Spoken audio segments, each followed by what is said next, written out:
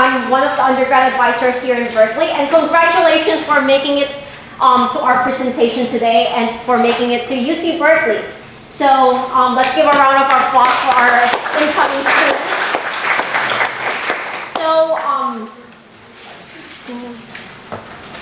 So we are one of the big majors here at UC Berkeley. We are psychology majors. So we are CAP, and we have several undergrad advisors working with with our students for this big major. I'm Emilie. I'm one of the undergrad advisors. Zoe Xu, she will not be here today, but she will be later in this afternoon if you're planning to attend the Life as a Psych major. We also have the Director of Student Services, Harumi Quinones, and a graduate advisor. So if you are interested in going to PhD in psychology, you might want to get in touch with him. His name is John Kindell. And we also have a band of peer advisors. Two of them are here with us and joining, and they give you a good idea of how to be a psych major, what kind of good courses to take, and just like an overall life and getting involved as a psych major. So you can always email us at psychsso@berkeley.edu. The SSO stands for Student Services Office, so if you forget, it's Psychology Student Services Office at berkeley.edu. So on our agenda, we're going to give an overview of the major, the lower division requirements, getting into the major, some of our upper division requirements. Since Berkeley is a research institution, we highly encourage students to get their hands and feet wet in terms of like getting that research opportunities there. We also have extracurricular activities for how students getting involved. We're going to delve more into that later for the Life as a Psych major. So if you're here later today, I would suggest for you to join us and meet some of our student groups. And then we're going to open it up for like a good Q&A from you, and the peer advisors and I will be answering your questions. So what is a psych major? Psych major, you don't study mind reading. A lot of people ask, can you read my mind? That's not what we're studying. We're studying like the human behavior. We're studying how like emotions work, how you're interact with one another. So you're studying human behavior from microscopic level. So you're studying like nitty-gritty biological courses, all the way to something that is more macroscopic. So like more on the social perspective. So we don't tell you like how to mind read. That's not part of our major requirements, but you will understand like how language works, how you acquire second languages, how babies develop some attachment processes with their mothers and their parents. So that's what we're studying. And in order to get admitted to UC Berkeley, you have to do all these applications. But when you click psychology on your application, you're not completely affiliated to the major as of yet. You have to go through the list of lower division requirements that we require. So that's what we're going to go over. We are one of the CAP majors. That's what I mentioned earlier. And we have a slight requirements before getting admitted to the major. But the bottom line is when you plan ahead and study hard, that's what we're looking for in one of our candidates. So we do have these special requirements, and the requirements are, part of it was GPA, and the second part is the completion of the requirements. And then we also like look at your timeliness in applying. So first of all, we require an 8 prerequisites. So did anyone need the blue sheet handout for the requirements? So if you need one, Cherry, our peer advisor, would be more than happy to distribute some for you. So the lower division requirements, these are the lower division foundation courses that allows you to do really well on the upper division level. So these lower division requirements, so most of them also fulfill your GE requirements, or what LMS calls the 7 breadth requirements. So these 8 prerequisites, these are your general psychology, these are your introduction to sociology, and yes, you will also be taking more math courses with calculus and statistics. So the eligibility, there is also a time frame from which you apply. And any freshmen, incoming freshmen here? Great. Any incoming transfer students in the crowd? Yay, we have two. For incoming freshmen, the earliest you can apply is on your third semester. So I know many of you have taken quite a bit of community college courses and have taken a lot of like AP courses. Some of those will apply, but you unfortunately have to wait until your first semester of your sophomore year. Predominantly because a lot of students coming in as a freshman, I'm interested in studying biology, I'm interested in studying psychology, I want to do everything. So we want you to find your niche first and then make sure that you really want to study psychology before applying. And more often than not, most of you are still in the process of fulfilling these lower division requirements by your application. So for transfer students, the earliest you can apply and your only time for applying is on your first semester here at UC Berkeley. That means you must complete almost all, if not all, of your prerequisite courses before transferring over. So, like I said, you need to be timely, and on top of that, you need to study hard because we require a 3.2 prerequisite in the GPA in order to guarantee your admission. So these are your 4 prerequisite courses. So these are your general psychology courses, and from basically the first half of the list from the blue sheet that was handed out to you are the ones that matter towards this 3.2 GPA. And then our application is online. We are very strict in terms of deadlines. So we want you to be mindful about like what deadlines, and these deadlines are actually posted on our website. So what are these lower division prerequisites? The numbering system might not make sense to you right at this moment, but I would encourage you, especially for those transfer students, to look at the other institution because we basically have followed the nomenclature for transfer courses. So for UC Berkeley, we require 1 course in general psychology, and we require you to take Psych 1. And this is also the introduction to psychology if you're coming from community college. And this can also be fulfilled by AP Psych. Any people taking AP courses? Okay, so that means you're already like knocking out some of these requirements before coming here to Berkeley. We also require 2 courses in social science, and these must come from 2 different departments. So we require general anthropology, cultural anthropology. So this gives you a breadth of like the culture and the society part of the psychology lens. So for biological science, we have 2 requirements. One is like a general biosense, and then the other one is more on like the neuroscience perspective. The biological science, any of you taking AP Bio? So if you score 4 or 5 in your AP Bio score, you will be able to be like knocking out one of these requirements. This is your general biology course. Any of you planning to do pre-med or considering pre-health career? So Bio 1A is also one of our prerequisites. So when you are pre-med or thinking about going to dental school or medical school, or doubling with an MCB, this course actually fulfills both requirements.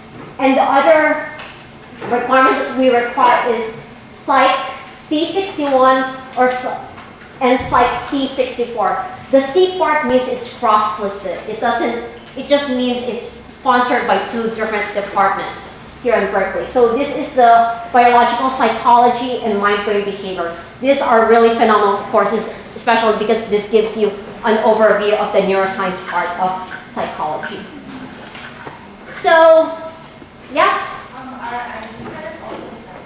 So question is, the international baccalaureate courses are accepted. Is that the question? Yes. So yes, they satisfy similar as an AP course. So if you see AP here, we definitely accept international baccalaureate scores, and you need 5, 6, or 7 score instead of like 4 or 5 in AP. So great question. So in the quantitative, unfortunately, we don't accept the AP credits for AP courses. But if you have taken AP Stats, this will kind of give you like an overview and an edge for your statistics scores. We require 2 math courses. So more often than not, students take like Stats 2 or the calculus, which is Math 1A, or for students who are planning to double major and do pre-med, the Math 10A, 10B is the series that they fulfill. And then in addition to that math, we also require you to have like the research methods and statistics, which is Psychology 10. This is UC Berkeley only course. So you may not see that in any community college that you may be taking. So now you're done with the major requirements. So now you're going to be submitting the application. We do have application cycle in both fall, spring, and summer. And the deadlines for that will be posted on our website. So you're applying, especially for freshmen, you will be applying on when you already are like in the process of completing your last prerequisite. So if you're finishing up all your prerequisites during your 3rd semester, then you apply during your 3rd semester. And for transfer students, you must apply during CalSO or on your 1st semester here at UC Berkeley. And the online application is available on our psychology website. So, interested in double majors and minors? Triple majors? No. Yes, we do have some triple majors in our major. So the maximum courses for double major is 2. So, for example, we do have a lot of students doubling with School of Business or with Econ or with MCB, which is a bio major, and we do accept a 2 overlap courses, so you're not too overwhelmed with your course requirements. And any minors? Oh, okay, just a handful. Good. So minors, these are like a little shorter in terms of the requirement compared to the double major, but we do require or accept 1 overlapping minor course. So most of our minors are like education and disability studies. Disability studies is a brand new minor and it's expanding like crazy. And for double majors, we have, again, MCD, social welfare, business, and sometimes it's not even a little overlapping with psychology. We have like French and theater, performance arts as like the other double major. So pre-med is not really a double major or a minor, but we consider it as a minor because it's a track that a lot of students fulfill along the lines with their major requirements. And unfortunately, since psychology is an impacted major, we do not offer a minor program. So it's either you major in psychology or you cannot, unfortunately, cannot minor in it. So completing your degree. So instead of the LNS requirements and the university requirements that you need to fulfill, you are also required to complete the lower division requirements for psychology and a total of 8 upper division courses. So the 8 upper division courses are comprising of 5 survey courses. Survey courses are more on the introductory level of psychology. It gives you a breadth of what's being discussed and research in the field of like biological science, cognitive and development, clinical science, and the social personality perspective. And then, in addition to that, you also get 3 electives of any choosing that you want. So these are your excess survey courses, any courses not listed on the blue sheet. In the blue sheet, there is a table. Those are very hand-selected by our faculty members. So the list of courses in that table are your survey courses. So if it's not listed there, those are fulfilling your Tier 3 upper division courses. So any of you interested in study abroad? Yes, we have a nifty handout for study abroad that I wanted to look at. We have a slide for study abroad. And the study abroad courses, so you can take courses for psychology abroad. And those courses will also fulfill your Tier 3 requirements. So if you're not going abroad and not come back with anything at all. Okay? So study abroad. So Carrie, our peer advisor, will be handing out some flyers about the abroad courses. So if you're interested, I highly encourage you to like take a look at that. So a maximum of 2 courses can be taken abroad.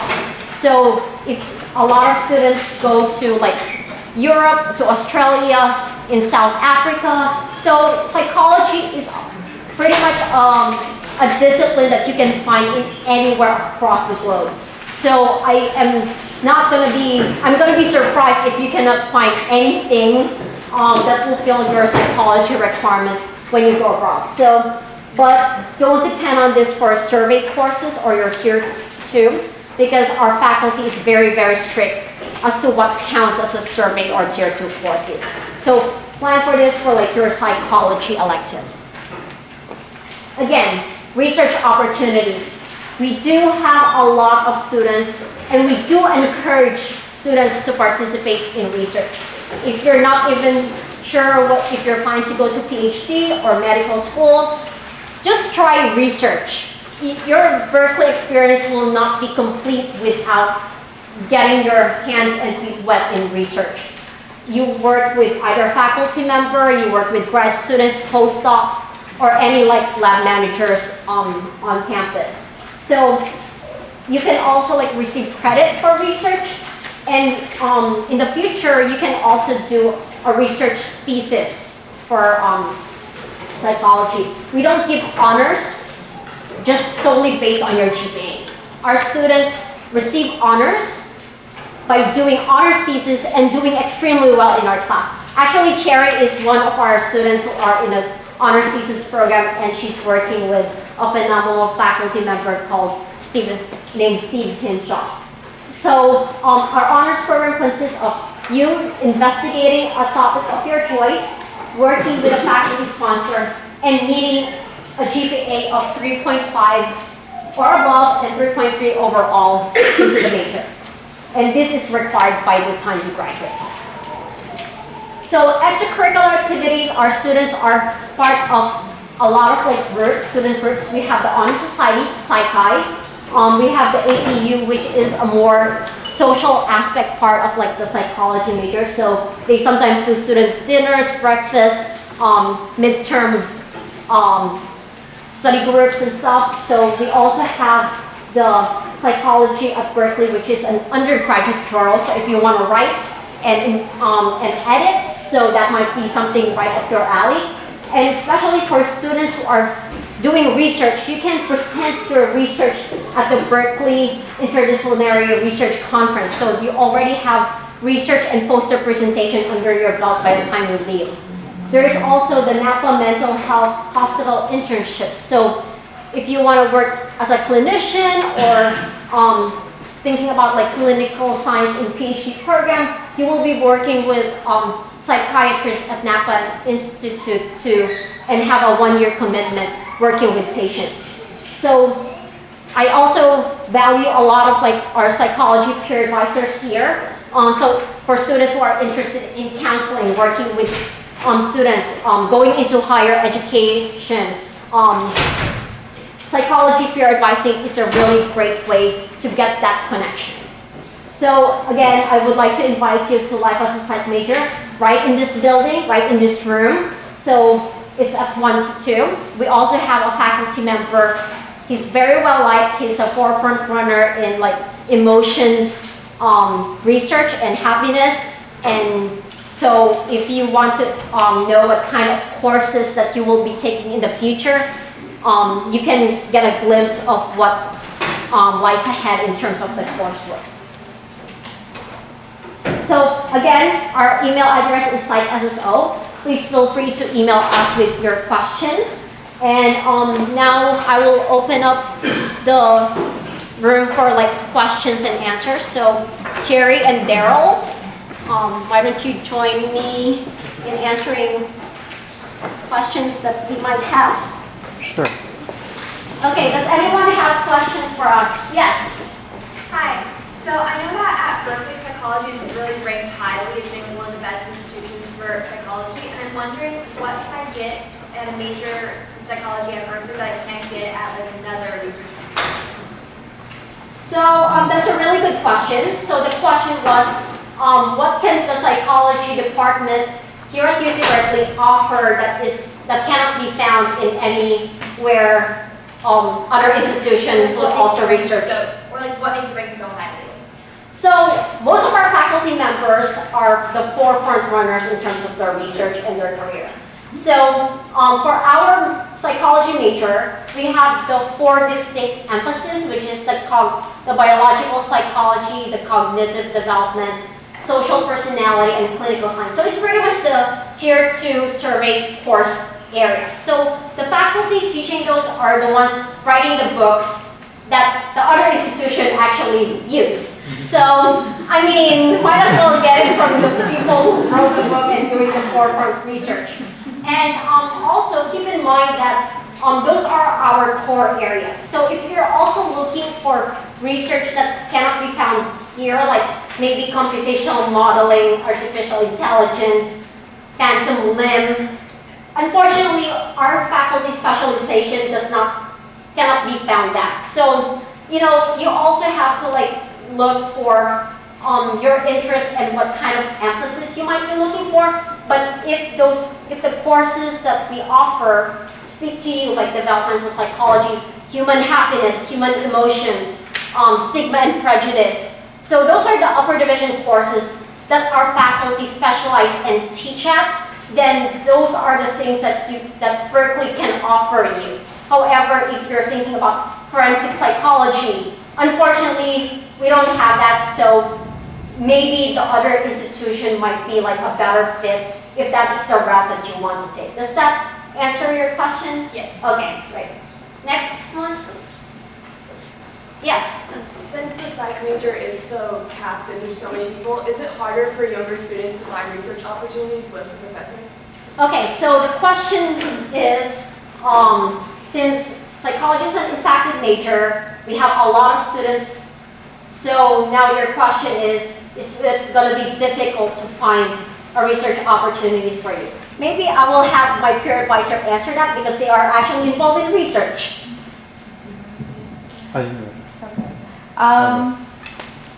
That's what I was primarily concerned as coming in as a freshman. I was really scared to apply to different kinds of research opportunities as an undeclared major. And I kind of regret it because I was so stressed out at the fact because my engineering friends or bio friends were already in labs by like the second semester during their first freshman year.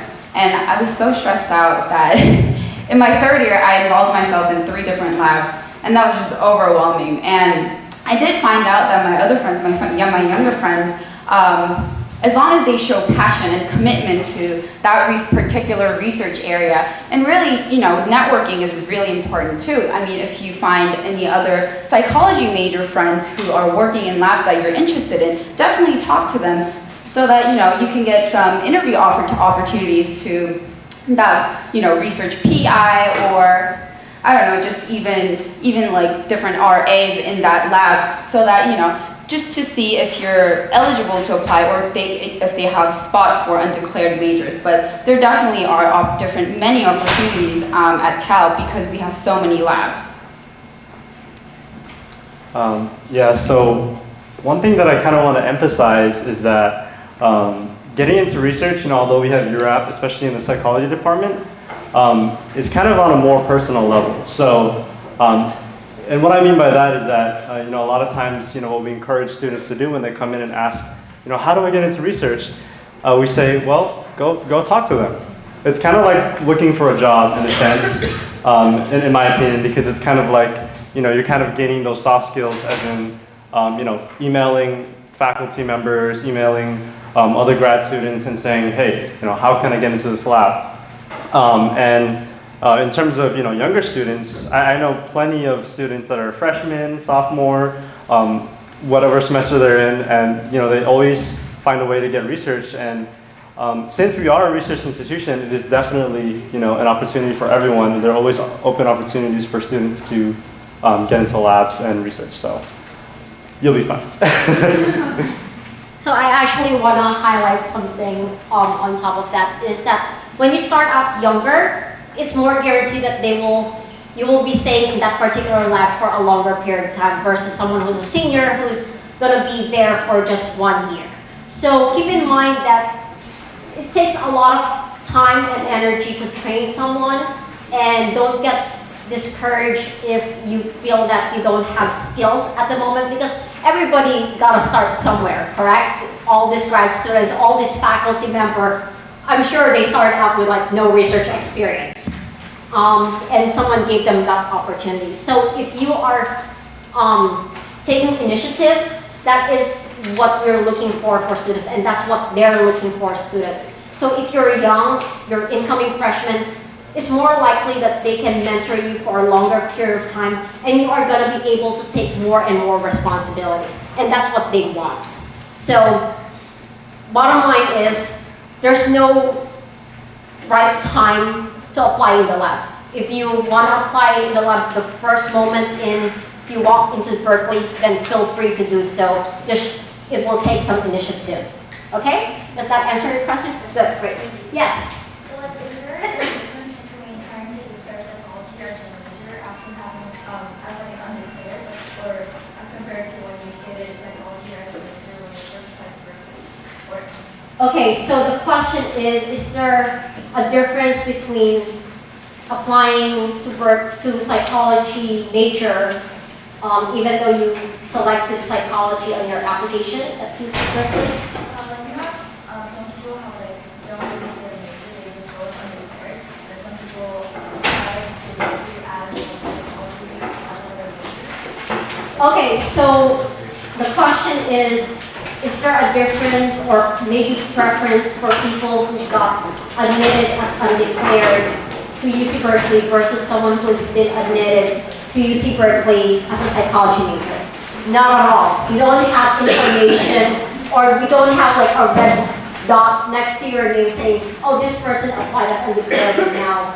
No, not at all. So apply to psychology major if you're really interested in it, regardless of what you indicated on your application, because it doesn't really matter. A lot of students flip-flop between 5 different majors. They change their mind all the time. So for the College of Letters and Science at least, whatever you click on your application does not matter. However, that might be the different case for engineering students or from College of Natural Resources. Yes, the one. What does research look like for psychology students? Okay, so let me have our researchers do the talking. I can't speak for other research in different departments because I've never involved myself in them. But as an RA, you do, I mean, to be extremely frank, you do all the stuff that the PIs doesn't want to do. And you don't, personally, you don't really delve yourself much into the research and the data analyzing until, you really decide to write your honors thesis or just work, start getting paid and not stop working as an RA, but rather as like a clinical research coordinator or like academic specialist. But as an RA, when you're an undergrad, you mostly do just, I don't want to say bad stuff about it, but you just get a glimpse of what the PI is doing or your grad student is doing. And once you work there years on, that's when they'll start trusting you more with the data they have or research they have. And that's when you really get into being able to participate in poster presentations or writing your thesis or hopefully, really manuscripts and everything else. I guess on a more conceptual level, I'd say that here at Berkeley, the research opportunities are limitless. You can go from just collecting data and meeting with other students and conducting an experiment with them, up to like we said, designing your own experiments and writing your honors thesis. And so basically, the sky is the limit in terms of research here at psychology. So. Yeah, in addition to that, I also want to say that, of course, when you start doing your, getting involved in research, you will be having like the least amount of responsibility. So data entry, running test subjects, However, the longer you stay there, that's the reason why we highly emphasize students who apply as early as possible. The longer you stay there, the more responsibilities you will have. That is when you're gonna get like the nitty gritty and the exciting part of research. So when you apply first, don't get discouraged that you are, oh, I'm doing data entry, I'm doing Excel. That is pretty much the first step, and that's how everybody starts. So if you stay longer, you will have get the chance to do data analysis. You will have a chance to run your own test. You will have a chance to do your honors thesis for future. So, but everybody has to start somewhere. So I think we're wrapping up now. I will be available right outside to answer additional questions. And thank you again for coming, and let's thank our peer advisors.